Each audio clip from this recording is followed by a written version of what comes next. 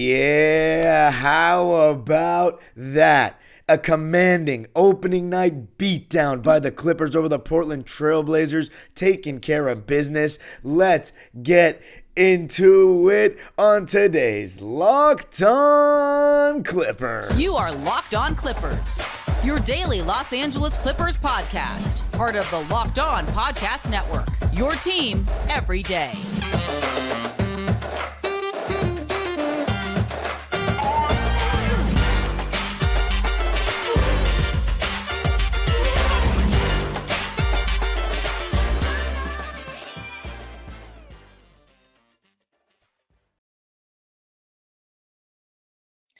Yes, sir. You are locking in with the Clips. Thank you for making Locked On Clippers the first listen of your day, your team every day.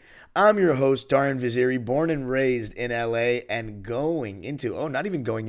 just started my 19th season as a Clipper fan. You can also follow me on Twitter and Instagram at DimeDropperPod and subscribe to my own YouTube channel, Dime Dropper, for even more LA Clipper content. Capture the experience tonight. A video will be out on my personal channel on Thursday.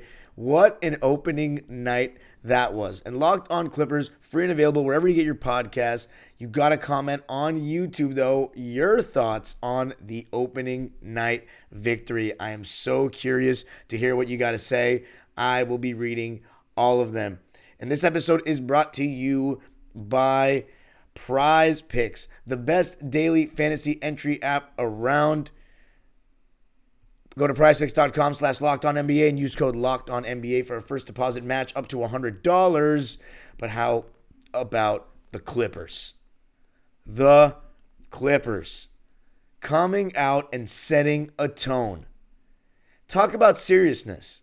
And I already know what these comments are going to look like. You can't be overreacting against the Blazers, the worst team in the league. The Clippers lost plenty of games last season that they were supposed to win.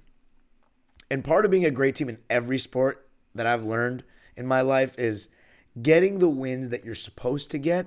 And then when you play those big marquee matchups, you see how you stack up. Even if you lose all those big marquee matchups, just beating the teams you're supposed to beat, if you're a team of quality, you should get into the seed that you probably are projected to get. In terms of projection for the Clippers, you can throw that out the window, because I see people ranking them really high, really low, all over the place, middle of the pack. It's really impossible to know because of Kawhi Leonard and Paul George's health. But what we had in this game was Paul George and Kawhi Leonard starting for the first time in a home opener for the Clippers. And that was special. And to be in the building, what an atmosphere for an opening night for relative to the other Clipper home openers I've been to. And I've been to the 06-07 home opener, which was a great game, 96-95. I still remember off the top of my head. 1-point win. I was in section 318 against the Denver Nuggets. Tim Thomas with the go-ahead three from the top of the key. And then 07-08 also went against the Warriors. And 2015-16. And then the last 3 years. And this one was probably my favorite of them all. Section 207 was debuting, and we were on our feet the whole game. And I think it really added to the atmosphere. I haven't actually rewatched the game. I just watched some highlights, and it sounded louder in there than I expected it to sound, than other home openers that we've had in recent years. Definitely louder than the last 2 years. But it was awesome to be a part of it. Standing up the whole game, the energy in the building was just amazing, and the players set that tone. The fans can do whatever they want, but if the players don't play well, you're not going to get that same intensity. And Terrence Mann, obviously we know, did not play in this game, but Robert Covington stepped into the starting lineup, and boy, did he step into the starting lineup, because the Clippers, to start the game, I always look for those two words, defensive intensity. What is it looking like? And the Clippers have been saying top five. They've been throwing that word around, or those words around, top five, when it comes to defense this upcoming year. Well, that starting lineup with Westbrook, Paul George, Kawhi Leonard, Robert Covington, and Ivica Zubac, and even if you take out Robert Covington and replace him with Terrence, all those guys can guard. And I know it's the Blazers. I want to keep emphasizing that. I understand. Matisse Thybulle can't shoot the ball. Scoot Henderson looked nervous and could not shoot the ball. I don't know how good his jumper is. I know that's something that people have questioned about him, is the jump shot, one of his weaknesses. And you saw it in this game because he had a welcome to the NBA game from one of his idols, Russell Westbrook, who absolutely set a tone right away. It was incredible to me how the Clippers got several dunks to start their season when we have not been a team that dunks a lot in the 2-1-3 era. And it comes from off-ball actions. We've always set screens off the ball in the Ty Lue era, here and there. Of course, not as much as teams like Denver, Sacramento, or Golden State. But we set some off-ball screens, some pin downs for Kawhi, Paul, some curls, all that, some flare screens. But they're never really hit consistently off those actions with pace and with intent consistently. Reggie Jackson and Patrick Beverley just aren't those kind of guys in terms of court vision. Russell Westbrook and even Bones Highland, they will fizz it to them right away, right in their pocket, coming off those screens. And when teams overplay Paul George and Kawhi, which they will, especially PG, back cut. And Russell Westbrook can fizz it. And he was doing that in this game. Also, when Kawhi posts up, Russ was cutting and on misses, pushing the pace. The Clippers were having a dunk fest in the first quarter, and it all starts with the defense. Matisse Thybulle is left open by design. Scoot Henderson is being dared to shoot. DeAndre Ayton was absolutely horrendous. Absolutely horrendous. So for his Blazer career, it did not get off to a very good start because Ivica Zubac absolutely destroyed him in the matchup. Just a better performance by a trillion. And I mean, I like it from Zoo. This is the guy that outplayed you in the conference finals 2 years ago. Now 3 seasons ago. But just the defensive intensity from the Clippers, it was causing turnovers. We were looking to push off of rebounds. And after the first quarter, they led 29-20. The starting lineup was fantastic. I've talked about the way Robert Covington makes the floor look smaller for the opposing team, shrinks it. Well, some of these players on the Blazers were throwing passes that were so obviously, in my eyes, going to be intercepted by Rocco, but I think they just don't know yet. They don't know about the fastest hands in the West, as the great Brian Seaman likes to say.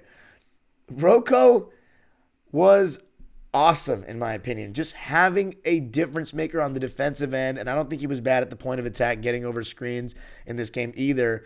And you got to think, without Terrence Mann, the game has to ask for more defensively from Kawhi, from PG, from Rocco, and Westbrook. And they all stood up to the task. Kawhi Leonard and Paul George, I thought their effort defensively was just fantastic, especially Paul George. He had to guard Simons. That was clearly the toughest assignment of the night. He was hitting shots in the beginning of the game. He was the only one really hitting shots outside of like Jeremy Grant. But Paul George, his effort was amazing. And he said it. I'm back on my bully-ish on the cover of Slam. First game, bully. Unbelievable. When Paul George gets working like that, it's just a joy to have him in a Clipper jersey and to watch him play live. When he catches at the elbow, he is unstoppable against some of these guys. Both Kawhi and Paul George were getting plenty of swishes because the Blazers were trying to switch 1 through 4 at times. You got guys like Simons, Brogdon, Henderson on Paul George and Kawhi. Stop dribbling behind the three-point line. If you need to go relocate in the mid-post, throw the ball to someone and just go relocate. If they switch there, okay, fine. They switch there. There is that glimmer of daylight if they try to switch when you're off the ball like that and the spacing is good enough. But come on, throw the ball, go post up and get to your bag. Because these guys shouldn't be able to guard you and they're small. Paul George, when he catches the ball at the elbow, he can literally rise up over the top or he takes 1 or 2 dribbles. He's still getting the shot off easily. Especially against these guys that are 6'6" and smaller. And you were seeing that in abundance in that second quarter when he was just absolutely cooking. And the Blazers, they just could not shoot at all from outside. 10 for 32 from 3 in the game, 31%. They were actually 47% from the field overall. But I think a lot of that was the fourth quarter garbage time because we beat the absolute breaks off of these guys. 67-47 at the half. Absolutely amazing performance in that half. Kawhi was a little slower to get going, but defensively he was awesome. He did the right things. had a couple of turnovers, and he was very accountable for it after the game, but he was still, it's Kawhi Leonard. Like, it's just such a positive having him out there. And don't worry, because in the second half, he started getting going. But coming up, going to be talking even more about the defense. But the Clippers winning it 123-111 in a commanding win. That scoreline just does not do the performance justice. It was one of those where the Blazers outplay them when it's garbage time. Going to be talking about that coming up. I got to tell you a little something about Ibotta.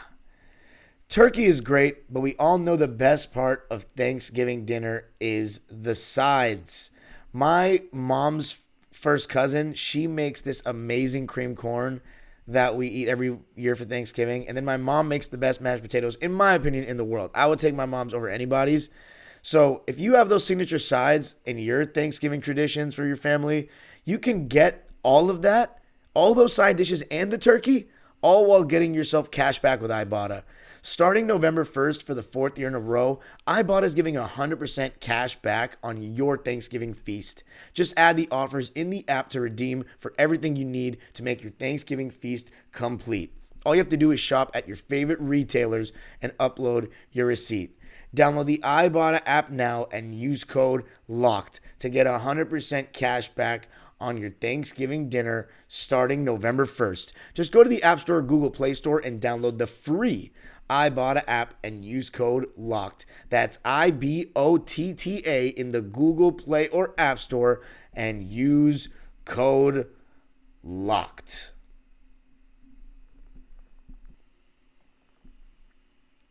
I got to tell you a little something about Prize Picks. Prize Picks is the best daily fantasy entry app around. Testing my skills on Prize Picks this football season is the most exciting way to play daily fantasy sports. And if you've got the skills, you can turn $10 into $250 with just a few taps on the apps. It's really simple to play. You can make your picks and submit your entry in less than 60 seconds. The withdrawals are quick, the gameplay is easy, and you have a huge selection of players and stat types on Prize Picks, the #1 daily fantasy sports app. And Prize Picks offers weekly promotions that can lead to big payouts like Taco Tuesday. And each Tuesday, Prize Picks discounts select player projections up to 25% to provide even more value. And Prize Picks even offers Apple Pay now for quick and easy deposits into your account for this football season. Go to prizepicks.com/LockedOnNBA and use code LockedOnNBA for a first deposit match up to $100. Go to prizepicks.com/LockedOnNBA and use code LockedOnNBA for a first deposit match up to $100. Prize Picks, daily fantasy sports made easy. All right. How great does it feel to be back when the Clippers play like that? The whole theme of the summer was let's take the regular season seriously. Well, that first game was pretty serious. And I was getting a little bit nervous a couple of days leading up to the game because it felt like a trap game, not on national television. So you just underestimate these guys. And Ayton comes out with a point to prove. Absolutely was such a freezing cold take on that one. Scoot Henderson wants to prove a point. Yeah, he may have wanted to, but Russell Westbrook gave him his welcome to the NBA game. They ask you, what was your welcome to the NBA moment? This was a welcome to the NBA game. He could not handle Westbrook at all. I don't think he realized what kind of athlete he was dealing with. Like, Scoot Henderson is, built like a Mack truck as well, and he can fly. But Russell Westbrook, man, this guy's been doing it for 16 years. 16. And the way he played was just amazing. Moving without the ball, a little bit of screening, great initiating of the offense. Defense was solid. Effort was really good. His passing was just pinpoint. Let's see how many turnovers he had. 3. Okay, 13 to 3 assist to turnover ratio, though. I'll take that all day. Paul George and Kawhi, though, they can't be turning the ball over 4 times each. Kawhi and Paul each with 6 assists, but 4 turnovers is a little bit much. As a team, the Clippers turned the ball over 17 times, and the Blazers also actually 18 times, And the Blazers also turned the ball over 18 times. The Clippers had 24 points, though, off those turnovers. So the pace, that was a big thing for the Clips. And again, it starts with the defense. You get stops, you create turnovers, you get out and run. And there was a beautiful behind the back from Bones Highland to Russell Westbrook in that first half, and a lob from PG to Russ in that first quarter. Absolutely electric. Russell Westbrook was dunking so much. Just great to see. And again, it starts with the defense. Ivica Zubac in drop coverage. How incredible was Zoo in this game? I know he's got a lot of skeptics, especially in the Locked On comments section. But Ivica Zubac is good. And people always say he gets destroyed by Ayton. Well, now you see the situation matters a lot. And Ivica Zubac was awesome in drop coverage. Had 3 blocks in the first half. 4 blocks in the game. He was finishing his jump hooks, catching the ball for the most part off of Russ's passes. And remember, when Kawhi, Paul, or Russ, all three of them have the ability to post up. And when they do, they often see help. And the Blazers were sending a lot of help at all those guys, especially Kawhi. And that's where Kawhi was getting in a little bit of trouble, making some bad passes. But the point is, you're attracting 2 defenders, whether it be Kawhi, PG, or Russ. And with the shooting that we have, I know I talked about it. It may not be as good as last season and the previous seasons of 2-on-3, but it looked pretty good tonight. And by the way, I just want to say, I am recording this right now at 2:43 in the morning. Like, I just came back from the game tonight, and I stayed after for a bit, so I am tired. But I hope you can tell how energized and buzzing I am after that one. Just to see that, everybody said I was negative Nancy last year. Just to see that they played with that much intensity. I know it's opening night, and I need to not overreact. But if we beat Utah, you might see me flying some takes around. I'm just kidding. One game at a time, but I got to appreciate the wins and appreciate seeing Kawhi and Paul George play basketball for the Clippers. Now, talking about the second unit, I thought there was something really interesting that Ty Lue did in this game. And when I say interesting, I don't mean necessarily in a good way. We didn't stagger Kawhi and Paul George. We went 10 deep even without Terrence Mann, with Nico, KJ, Mason, Bones, and Norm. I thought our offense was really jump shot heavy and not great in the beginning of that stretch. Defensively, I talked about in the last episode when I previewed the season that our bench might have some nasty stretches defensively. And those weren't great stretches defensively. I thought Bones Highland, though, was continuing where he left off in the preseason defensively. But there were a couple of times where he did get bullied just a bit. And you're going to see that against better teams, even with the muscle and weight he's put on. It's still going to happen. He's still a skinny guy. But what I like is that he's getting into people's airspace, taking those hits, not shying away from contact, really trying to move his feet and fight over screens and talking. You can see the effort in the guy, and it makes a huge difference. Huge. And I thought Norman Powell, even though I thought offensively he wasn't good, for his standards, even though I liked that he shot the ball from 3, because that was something that he wasn't doing in preseason. 2 for 5 from deep for Norm. Only one other shot besides that for him. 2 for 6 in the game. And he got in trouble foul baiting a bit. Had a turnover, I think, in the second half, where he got caught in the air and just threw it across the court. Yeah, it wasn't the second half. But I thought defensively, Norm actually wasn't bad either. He's never going to be a great defender or even a very good defender, but he can be solid. And I thought in this game he was putting good pressure on the ball. I think everyone on the Clippers is really making an effort on that end this season. From what they say in training camp. Now, again, it's been one game. Got to stay grounded. But the signs are good.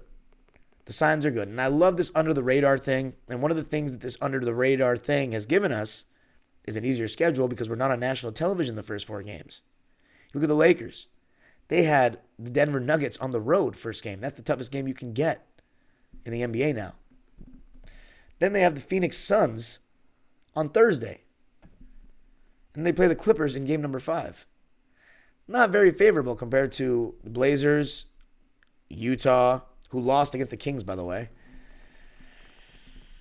in Utah. So hopefully we can do the same as the Kings. And one of the things that the Kings do is play fast. And the Clippers are a better defensive team than the Kings.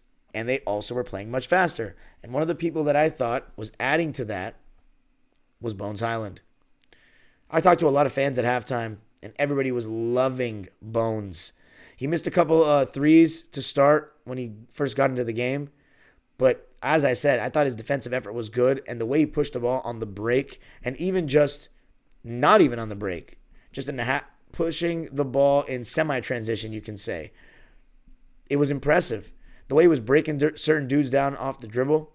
There was one time where he had Shadon Sharp in the blender, dished it off to Mason Plumlee at the rim for a dunk.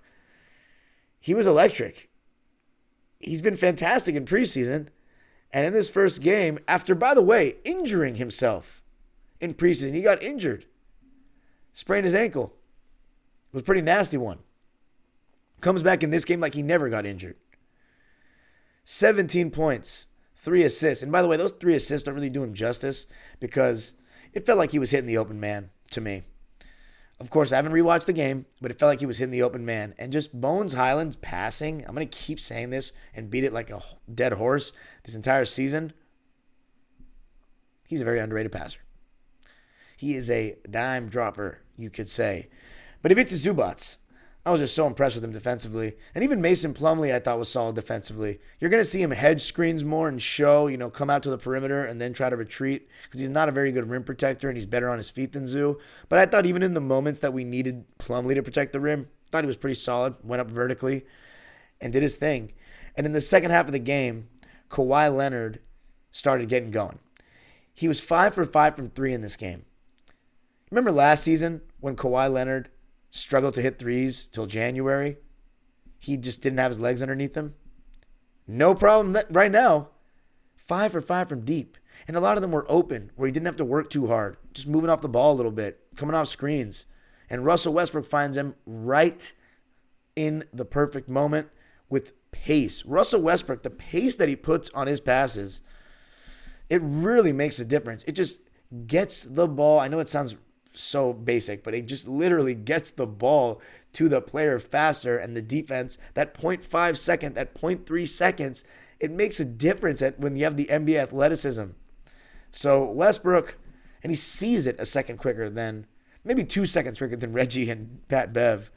It's just a totally different ball game when you're playing with somebody like that. Makes the lives of Paul George and Kawhi Leonard easier. So Russell Westbrook passing the first game test with flying colors, absolutely destroying Scoot Henderson. I thought that the other members of the Clipper bench, some were a little shaky. I thought Mason was great.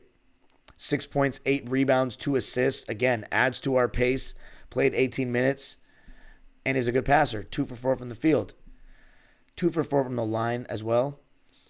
KJ Martin, I thought he struggled a bit. He only played 14 minutes. He was kind of just sitting in the corner, and he needs to kind of be in that dunker spot. So I don't know if he can really play with Zoo, because you want to have you don't want to have 2 non-shooters on the court in today's game. It's just not what teams do. And it's not even that KJ can't shoot threes. He doesn't seem like he can shoot mid-ranges or anything. His jumper does not seem, and Jackson said that, Jackson Gatlin from Locked On Rockets, he said that his jumper wasn't great.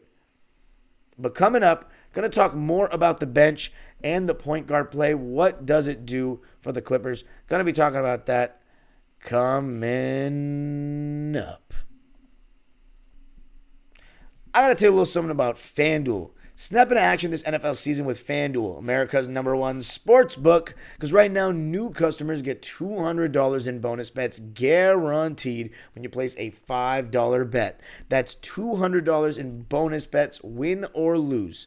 If you've been thinking about joining FanDuel, there's no better time to get in on the action. The World Series are set to begin. The NFL is in mid-season form, and the Clippers are rolling in the NBA, which has just begun. The app is super easy to use. There's a wide range of betting options, including spreads, player props, over-unders, and more. So visit FanDuel.com/lockedon and kick off the NFL season. FanDuel, official partner of the NFL. All right. So before I get into more specifics about the point guard play, I just wanted to finish off by talking about the rest of the guys. And one thing I loved about this game was, I talked about last year, the Clippers waved the white flag. more than they were blowing teams out to play those guys, those third stringers? Well, this game, we got some garbage time. But the one thing I didn't like was that the starters were put back into the game in the fourth quarter, even though we were up 26 going into the fourth. Now, Ty Lue brought them in at the 10-minute mark. When I say them, I mean Kawhi and Paul. When we were, the lead was cut down to 23 by Malcolm Brogdon, who was the only guy that could really score consistently tonight for the Blazers, outside of Simons and Grant. You had 14 points from Shaedon Sharpe, though. He couldn't hit from the outside either, 1 for 6. But the bench for the Blazers, you got 44 points from the trio of Brogdon, Robert Williams, and Shaedon Sharpe. But again, the Blazers just didn't threaten at all. I never felt like we were going to lose the game. The Clippers were just commanding. And the Blazers outscored the Clips 38-24 in the fourth. I don't even think they took their foot off the gas like that. I think it was just, the game was kind of in the refrigerator, in my opinion, as the great Chick Hearn used to say. They cut the lead down to 23. There was 10 minutes left in the game. I know it's the modern NBA and the three-point shot makes it so that a 23-point lead is not what it used to be. But I think unless it got to around 15, 14, we didn't need to put those guys back in, personally. But as long as they didn't get injured, that's all that matters to me. And they didn't, so that's great. And the Clippers won it 123-111. Paul George, in my opinion, was that dude, the man, the player of the game for me. 27 points. 3 rebounds, 6 assists, 3 steals. Thought defensively he was fantastic, fighting over screens, super active hands, pickpocketed guys a couple of times, threw down some emphatic dunks, moved off the ball super well, and was attacking in the mid-post and being aggressive going to the basket. And when he's doing that, he's one of the best players in the NBA. 27 points, as I said, on 11 for 17 shooting. Talk about efficient. 4 for 7 from 3. Only 1 free throw. It was on an and one, a fantastic and a difficult shot around the basket. High arcer off the glass. Just amazing the touch that this guy can put on at that size especially. It's very graceful. Aesthetically pleasing basketball player, Paul George. 32 minutes played and just killed it. Kawhi Leonard. Took till the second half to really get him going scoring-wise, but I loved his defense, loved his intensity. 23 points, 5 boards, 6 assists, a steal and a block. Paul George, 4 turnovers. Kawhi Leonard, 4 turnovers. Also an efficient Kawhi Leonard, 9 for 17 from the field. And how about 100% from 3, 5 for 5? No free throws, though, for the Claw. Jeremy Grant and Matisse Thybulle were guarding Paul and Kawhi for the most part. But again, you put their guards in the action, and we were getting good ball movement off them. And the Clippers set a record for a home opener night for their franchise with 36 assists. What an amazing stat for opening night that you would love to hear. The Clippers' ball movement was amazing, and they were just finding the open man and taking what the defense gave them. When you have isolation players like Kawhi and Paul George, that allows other guys to be open, and all you got to do is move the ball quickly and space the floor well, knock down shots. You become extremely difficult to guard. How about if it's Zubats? What a performance by him. Destroyed DeAndre Ayton. 20 points, 12 rebounds, was a presence defensively with those 4 blocks, 2 turnovers. He was a plus 25, and the plus minus of the starters is absolutely outrageous.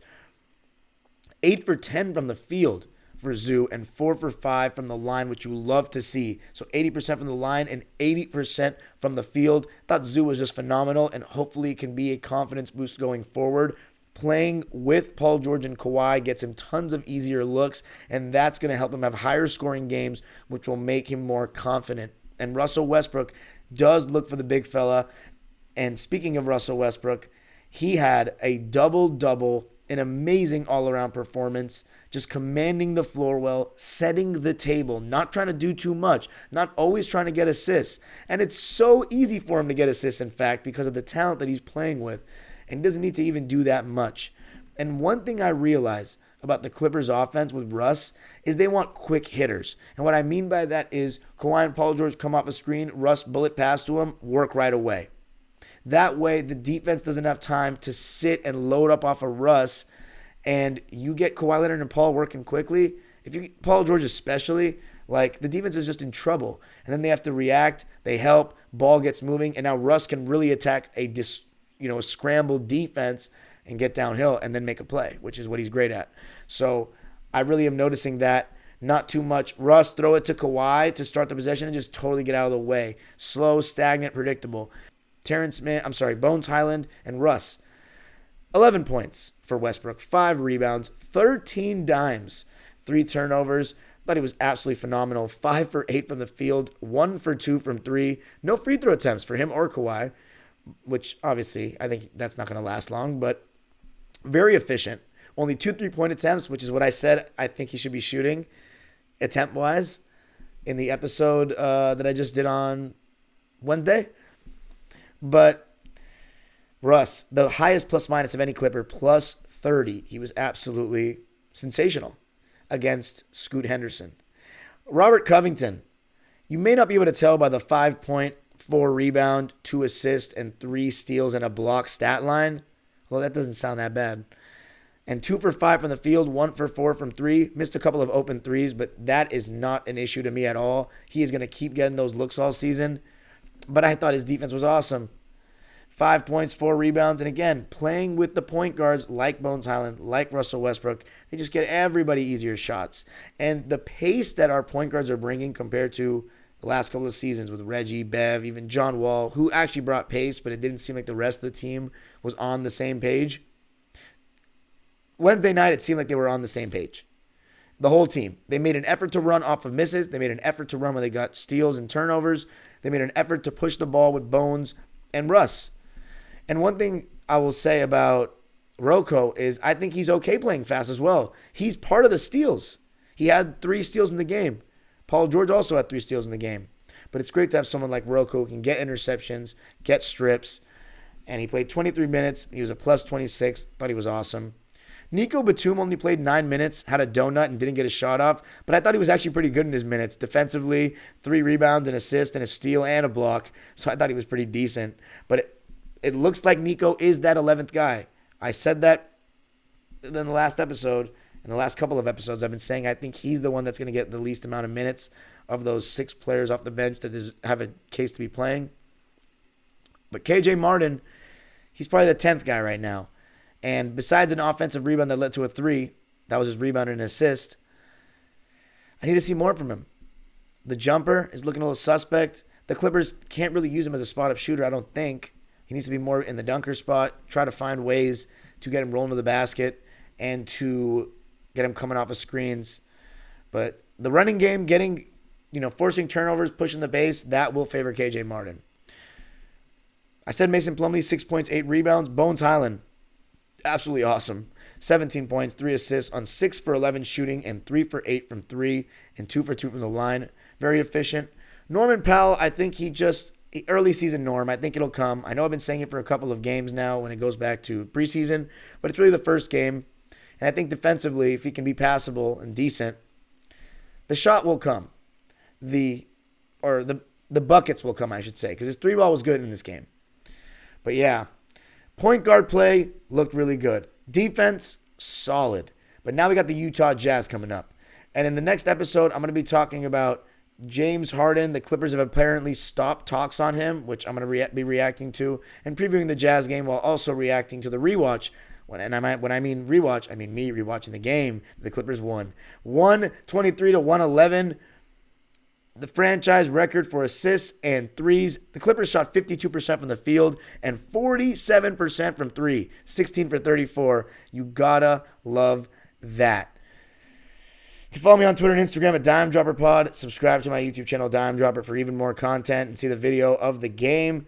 I got a new phone, so the quality is so good. And Locked On Clippers, comment anything in the comment section. Subscribe and hit the notification bell for your only 5-day-a-week Clipper podcast.